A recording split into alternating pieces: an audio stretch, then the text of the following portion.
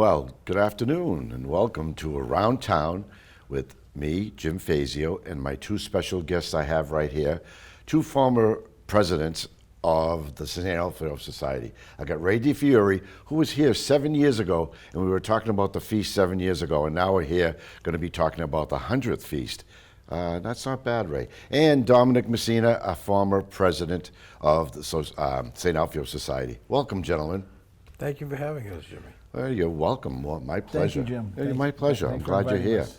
Okay, we got Ray that's going to talk about how the feast began, you know, the past, of how we got to where we are today, and Dominic's going to talk about where we are today. So we'll let Ray go first. Okay, so we're looking at the society originated in 1923, and people from Italy, from the province of Catania, the town of Saint Alfio, came here in that era. And they started what is known, and we still have today, the Mutuo Soccorso Society, which took care of immigrants when they first came to this country to assist in their needs, keeping in mind that in 1923 there was no such thing as welfare or any state or federal agencies. So if you worked in the mill or you worked anywhere else and you got hurt, you were on your own. So the society would support you and your family with money so that you could survive and take care of yourself. And they also, at one time, provided doctors that would come and look and see what your needs were. You were expected, however, if you belonged to the society and you received their help, you were expected to support the stores in the area that supported the society, so that one individual took care of another individual, and really, in essence, became their own state or federal agency among themselves. So it was quite unique. No one even knew what that was or even understood it, but they were really, really ahead of their time. And that's how the organization originated. And of course, through the years, we didn't require the help of our own, obviously, as we progressed. And we had Social Security, and we had health care, etc. We became a charitable organization and helping people in the area with a multitude of needs that we were able to help them with. Now, the original feast came from Castagna, Italy, right? Correct. And the Italians here, the immigrants, started it here in Lawrence, correct? Correct. And by the way, at that era, you could not belong to the society unless you were from that town, unless you were a Castagnese. Mm-hmm. Keeping in mind that today we have non-Italians, we have Italians that were from families, we're from all parts of Italy. We have people that belong to our society from other nationalities, but we all do what we have to do to help people in a charitable way. Nice, nice. What Ray is talking about during the immigration that occurred at the end of like around probably 1860 all the way up to 1929, that whole region, I call it the Mount Etna region, the villages of Mount Etna. Yep. They were in poverty state, especially before World War II, and then quite honestly after World War II. And these statistics are not 100%, but I think 70,000 immigrants came from that region, from towns like say Castagni, Pedana, Nicolosi, Via Grande, and others, to come to Lawrence, because if you look where our feast is, we're like a T, and the T is basically a mill that was a clothing mill. And once someone said there was work, those tenements in that zone, right? Correct? You know. Yep. Union Common. And by the way, people that came here at that era, you had to have a sponsor. You had to be able to prove that you had some place to live, and you would have a job or an income. And I had an old friend of mine tell me that he was doing some research of his family, and found out that his great-grandfather, when he first came here, was by himself. And my grandfather put him up in the house because he was from the same town as my grandfather. Wow. And put him up in his house because you had to show that you had someplace to live. It's interesting because when the Depression hit America, there is a good quantity of immigrants that went back. They went back to Sicily because just like there were problems with raising money and taking care of your family. Interesting, I was just in Sicily a couple of weeks ago. I happened to be able to go to a couple of the feasts honoring Saint Alfio. And I met a girl last year there whose father was born in Lawrence. And then went back. And went back. In fact, her grandfather. And the minute I see her, sadly enough, she starts crying when she sees me because she immediately remembers her grandfather, how much she loved her grandfather, who was born in Lawrence, probably right around 1890. Yep. And then went back actually to the town of Saint Alfio, which is a little distant from Tre Castagni, and then and had a life there. And then, of course, they had children, and that's the girl that I met. I don't remember her name. But it's interesting how the source of our society was immigration, which is still happening in America now, and how with a great group of guys, the whole society, who tries their hardest to continue to help the community that we live in, very similar to what they did when they first came over, Ray. Right. My wife's grandparents, is Farrow, who first came here at the turn of the century. And he married his wife here, and his brother married her aunt. And when they came here, they sent for nieces from the old country to come here to live with them. And eventually, they married people here. So it was, it was a way of starting a new beginning, and in a very difficult time, but they were able to overcome just things that were, if it wasn't for places like the society, they would not have been able to survive. And they helped each other, which was extremely important. To lead into why the three saints are there, at the time, Ray, and you can attest to this, you're just a tiny bit older than me. Just a little. The feast was a moment. Just think about the immigrants. We're not talking about people that had a lot of spendable income. The feast was almost like a celebration of life, because some of them didn't drive, some of them didn't have cars. So when they decided to bring the saints and have a feast very similar to the one that was in Sicily, that's actually on May 10th, but they had it on Labor Day here, so they had a day to rest after the feast.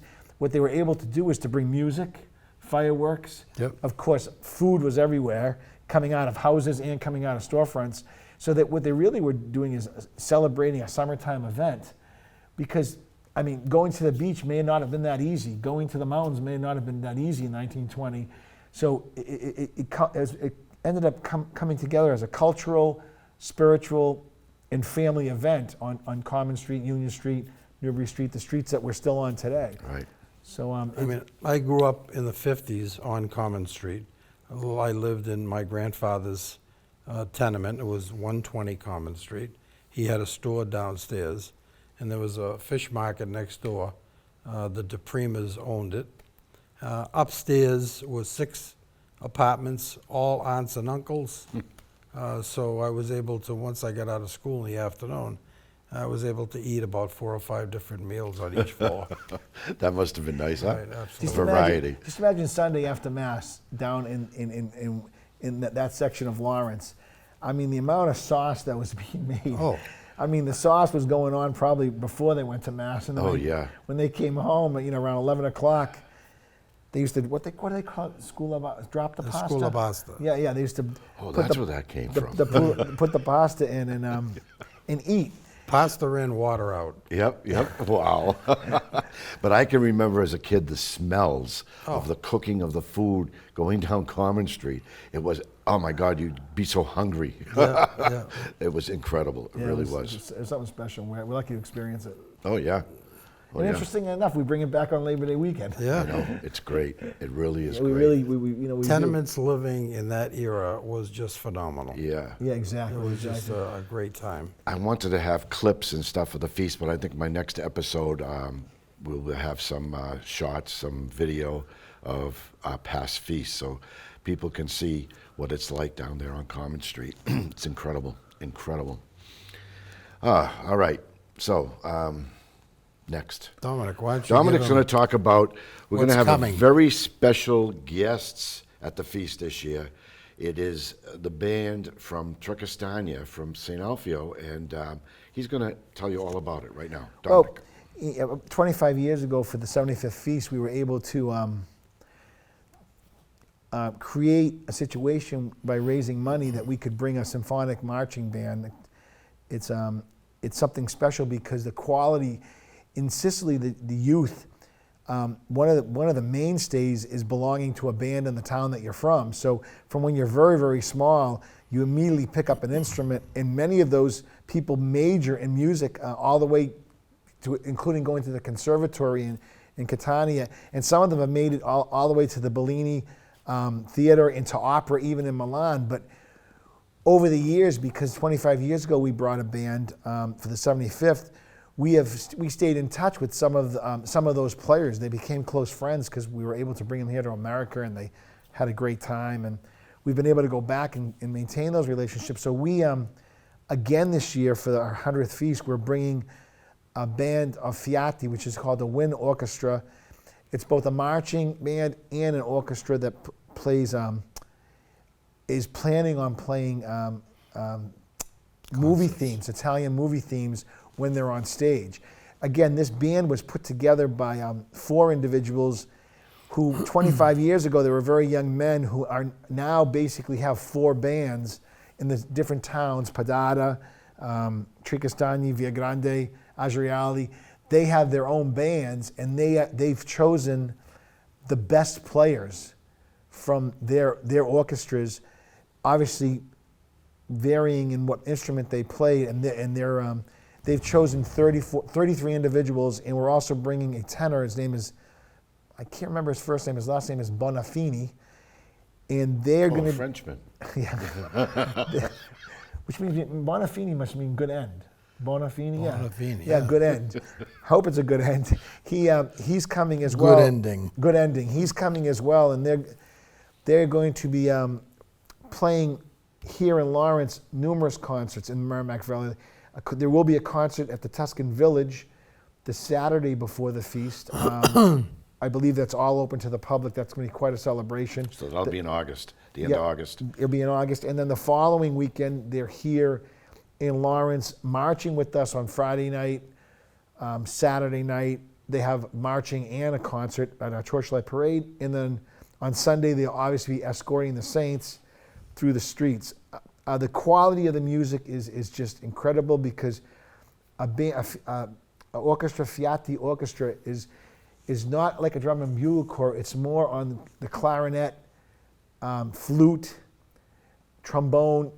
There's just one drum and one bass drum. It's quite beautiful rhythm, and it's the rhythms that they play at their feast. Obviously, to honor the saints, part of the celebration is the triumphant music that goes with the processions. And of course, the processions they're very, very long. Saint Alfio in the town of Tricastani, he comes out at noon. He goes in at 2:30 at night. So bands switch off because it's such a long day. But I mean, we reenact the exact same event to honor our saints through the streets of Lawrence as they have done there. So that's the band that we're bringing, and we're very excited about it. And of course, they're very excited to come to America because it might be the only opportunity that they have to come here to this country. And on the free days, we plan on enjoying them in a way that we take them to Boston for a day, take them on a whale watch, possibly a duck tour. And it almost creates a relationship with the old country. It really does. I mean, when you go there after you've done something like this, they recognize, they're always very humble and recognize with great gratitude the fact that we were able to do this, get the funding for it and do it. And we obviously always thank our funding sources during the whole weekend. Yeah, because it's not cheap, No. Are we bringing a priest here too? Yeah, from we're- Italy. We're bringing out the pastor of the Church of Saint Alfio in the town of Tre Castagni. His name is Orazio Greco. He is coming for the full time that the band is here. And then also the Archbishop of Catania, his name is Archbishop Renna, R-E-N-N-A. He's also coming later in the week. So they're both coming tentatively. They're both coming for our feast. We also have We have a Cardinal ma- O'Malley saying our Mass. He'll be the principal So on, celebrant. on Labor Day weekend, on that Sunday at Holy Rosary Church at 10 a.m., we'll have the Principal Sullivan as Cardinal O'Malley. We'll have sure. Orazio Greco, and we'll have Bishop Renna, and we'll also have the priests and brothers that we've gotten so close with over the past 3 years, the Franciscans who have now created a shrine at Holy Rosary. They will be there as well. And our bishop as well. Oh, and Bishop Hennessy. Yep, Bishop Bishop Hennessy will Hennessy. also be there. So I think it's important that as the summer goes on, you go to the website for St. Alfio, because we have created a liturgical calendar too that includes the masses on the Sunday before the feast and the Thursday before the feast that can be attended by the public. And each of those masses will be said either by Bishop Renna and Orazio Greco, and we will have interpreters there too to assist during those masses. So please look at that calendar. It's not finalized, but when it gets finalized, the whole feast weekend calendar, you should study it to make sure you don't miss anything. Because let's face it, our feast is a throwback to the old country. Right. It just and we're able to reenact it in a way that something you won't always see. Here in America, there are many Italian feasts here in America, and they do a fabulous job. But having one here on the North Shore is just great for us and great for the local people that just drive over. It's a beautiful feast. And it evolves. I mean, if you go back to the 1923, people were in the houses, they were in the tenements. Mm-hmm. So the feast went on. They would come out and participate with the feast, and then their families would go back into the tenements, for food, to eat, to drink, to rest. We now have the parking lot with tents, with chairs and tables, because people don't live there Right. on the street any longer in the tenements. So we're able to put that now is sort of a collective area where people can sit and talk about the old days, Right. Right. which is, changing time. Right, because the time the feast started was all Italians, French, and Irish in the area. Now we have all kinds of people there, all kinds of We have great support of exactly, the Latino community. and they love it. The Latino community loves it. We even have entertainment for the Latino people there, and it's fantastic. That they love our feast, they love us, they love everybody, and they're really, really, really good people. And I just want to remind people too that on the Sunday of the feast, I want to tell people, if you ever went to a mass for Saint Alfio, go to this Sunday. I mean, this feast Sunday's mass, because it's going to be incredible. If you've never been, you just get this feeling. You get this feeling of comfort there. It's really a beautiful thing. So I would try it. If you've never been to our mass for the feast, come by to that mass. It's incredible. Right?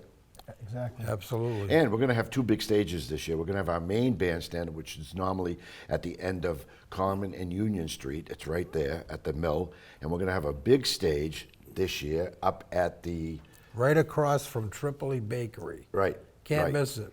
The Capitol Theater was there once. Right, exactly. Yes, yes. What's that lot called? Does it have It's a a name? city parking lot, I think. I thought it had a name at one time. No. It did have Capitol a- lot, maybe. It did That's have where a the name. Capitol Theater used to be. Exactly. It did have a name, but I don't remember what it was. Who But had they're going to be in that lot. growing up, I had a theater right across the street. Because you lived right there near my mother. Where my mother lived. Right across, yeah. Your mother was, She was in that what number? the building that's still there. Yeah, which used to be Bonji's Market. Oh, yeah, Bungees. Yeah, yeah. Those buildings are gone that were next to it. Yeah, They mine's were, gone. they were triple deckers. Mine's a parking lot now. I think when Jim speaks about the Mass, and we have to consider the fact that what we're celebrating is heroism, Christian heroism that was back in 253. when the three saints were martyred for their representation of Christ after Christ's death. But we say this chair converta fide, with true faith, long live Saint Alfio. But what we're really doing is sort of embracing that in our own lives. I mean, we basically are the hands, the feet, the heart, in the mouth of the three saints here on earth, because they are gone. And the way that we act amongst ourselves, the way that we treat, the way that we do charity, it's really a reflection of what occurred, in 253 AD when the saints were martyred. And that's why we say long live Saint Alfio, viva Saint Alfio. It's because we are, continuing that spirit. And like Jim says, the feeling of being at the feast, we want an environment that's extremely comfortable, that's filled with food, music, spirituality, the ability to pray, the ability to give thanks to God for what we have, and at the same time to share in that with the charity that we do as an organization. And the great benefit for us three is that the relationships that we have with our fellow members, the absolute amount of laughter, the amount of joking around, Support for one I another. mean, Support is incredible. we have guys that sleep over on Friday night. Like Ray said, everyone was living in the tenements. We have some guys that sleep in the building because they want to sleep there the night before the feast, and that camaraderie, is just incredible. That that weekend is like, go down as much as you can go down, so you can just laugh a lot and enjoy each other's families, and that's a real gist that everyone visiting should have as well. Just enjoy the event. There's plenty of food. There's plenty of, like Jim said, there's 2 bandstands. Obviously, we're not going to go through the exact schedule today, but the schedule will be public very shortly. There's great music that's going to go on 2 bandstands, as well as the beautiful procession on Sunday, and culminating with the moment of glory between 6 or 8 o'clock in front of our building at 20 Common Street, where we reenact the saints going to heaven. Oh, yeah. And then, of course, it ends and we get ready for another year. And if you've never been to the Moment of Glory, make sure you try to make it this year. Like I said, not only it's the 100th, it's an amazing, amazing thing to see is the Moment of Glory. Dominic is there on the Vara, which is what carries the saints around the street, and he's incredible with the crowd. He'll scream out, he wants everybody to yell, Viva Saint Alfio. And what's it mean again, Dominic? Long live. Long Viva. live. Viva. Live. Long live. And it's incredible. It's an incredible thing to see. I'm telling you, I get the goosebumps talking about it. I've seen it ever since I was little, real little. So it's like I grew up with it all my life. It's a great feast to see. I mean, And you would have never thought to go anywhere else no, but there. it's the truth. Every year, even growing up as a kid, looking forward to going back to school, but the feast. Ray, you're, I hate to mention your age, but you missed I'm one. going to be 'cause you 80 were years away. old. I was in Algeria. You were in Algeria fighting. Couldn't make it back. You couldn't make it back Couldn't make it back. from your Couldn't military couldn't get a service. hop. But other than that was 1 year. Right? Never missed. Was it 1 year only? 1 year only. Yeah, 1 year Look only. at that. I'm looking Wow. at 62 years. This will be my 62nd year. This is my 50th year as a member. Yeah, but more years attending. Yeah. Yep. Now that's September 1st, 2nd, and 3rd. It's Labor Day weekend. And on Saturday night, they have what they call a torchlight parade. It's the ceremony they do. The members meet at corners, 3 corners, and they gather in the middle of Newbury Street, between Newbury Street and Common Street, and they do their nice little chants. And then we have some nice fireworks that go off in Triple East parking lot. This year, it's going to be really different with fireworks because we're going to have a lot of noise and a lot of fireworks this year, celebrating the 100th of our feast. So it's going to be a real special feast. It's something not to miss. Trust me. You can always catch it on cable, but it's not like being there. I mean, it's incredible. And the entertainment, like Dominic said, we have great entertainment all weekend long, non-stop music. Any of place you charge. go. Free of charge. It's all free of charge. There's free parking in the mill across, and I'm assuming we'll have shuttle service again like we normally do. Yeah. That if you're parked in the back of the mill and you need a shuttle to the feast, there's a shuttle that'll bring you right in front of the church.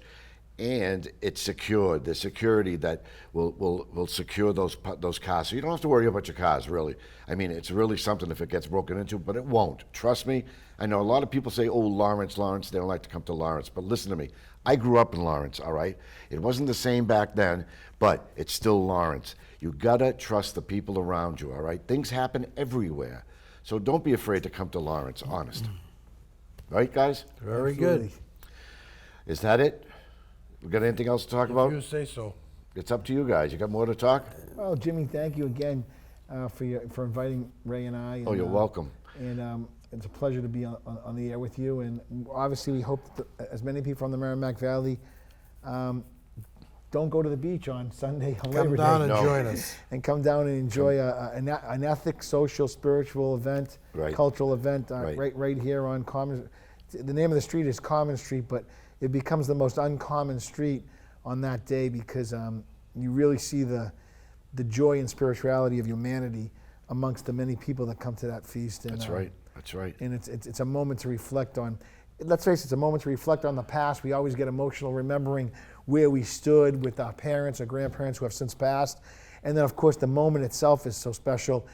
But it also leads to the future because it's very uplifting to realize that we're cheering long live. When the cheer itself is a way of saying, I'm here and expect to be here tomorrow and enjoy my life. So again, please make the effort to come down. Yeah, definitely. And definitely Sunday when the saints come out of the church at 3 o'clock. That's another special thing to see. It's just a feeling you get the goosebumps, and to look at them. And you can also visit the saints down inside the church. They're on the lower level of the church. I think it's that whole weekend, Yeah, right? the whole weekend. The whole weekend the church is open downstairs, and you could Friday, actually... Saturday, not Sunday after No, the not Saints go Sunday, in. yeah, but Saturday and Sunday. Friday and Saturday. And then Sunday night after the saints go back in. I'm not. They I don't used think to. We did that a couple of years, but we'll see. I don't know, We'll see, but we'll see what anyway. time. What time it is. You can see him close up and look at their eyes. It's amazing. They look so real. It's incredible.